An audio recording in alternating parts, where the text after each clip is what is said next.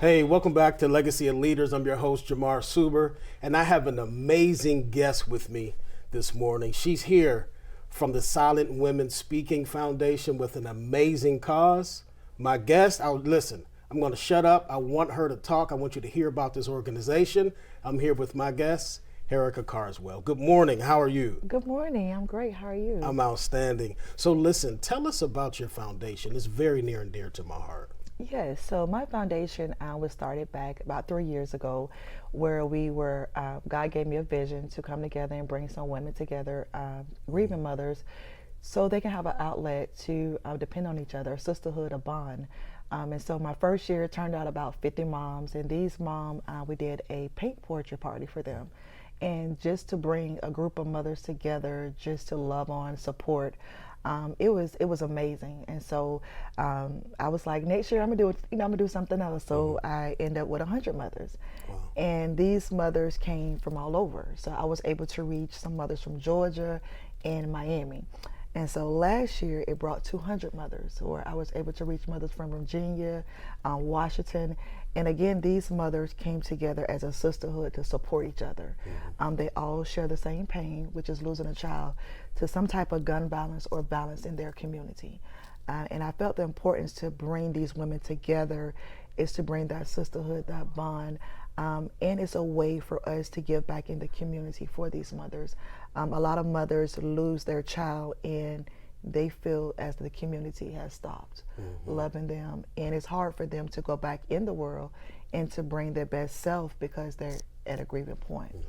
So Silent Women Speaking was birthed out of a place of hunger, of just wanting to help my mothers. I can't help my kids without helping the mothers. And so the love, the passion that I love for my moms, it really shows with them just growing. Again, this is my 4th year doing this, and watching my mom turn their pain into purpose has been really a joy. Yeah, that's amazing. Let me ask you this, how important is it for the moms to know that there's a resource out there for them to help walk through such a devastating thing? It's very important because even though death is something that we all have to experience, we still have a life to live outside of death. And so it's important for them to know that even though they're experiencing this death, they still have to pay mortgage, they still have other kids to have to feed, they have a life themselves. So it's important for them to understand that resources are, at least for Silent Women Speaking, as I hear, to help push them through, to help, guide them. We can't bring a child back, but we can definitely help them on the path, to, again, change their pain into their purpose. And, we all don't know when we're going to go, but we want to be prepared even after death, and I think it's important for them to know that they have the resources for financial, they have the resources for education, the resources for mentorship. So that's important for me to pour out to them, so I know that they can keep pushing through. Man, that's absolutely amazing.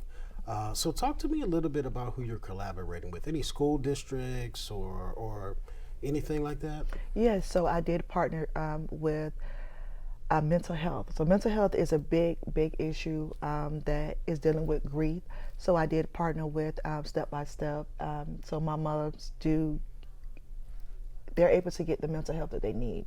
A lot of them is like I said, in a grieving spot. So to be able to open up and to talk about it is a release for them. I also partner with art therapy, where they're able to draw, they're able to journal. So those are things that we take for granted, but mothers who are dealing with grief, that is an outlet for them. So those are two of the events that I did partner with, and I see it makes a difference. When we do mental health, when they go through they one-on-one, they may be down one day, but going through that transition and going through, therapy, to me, I see it helps them go through their day.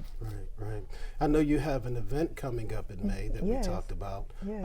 I want you to give that information as we close. Okay. But also, I was told you received support from the mayor. Yes, I did. Okay. Yes. So Donna Deegan, Mayor Donna Deegan, we did a proclamation on May 4th.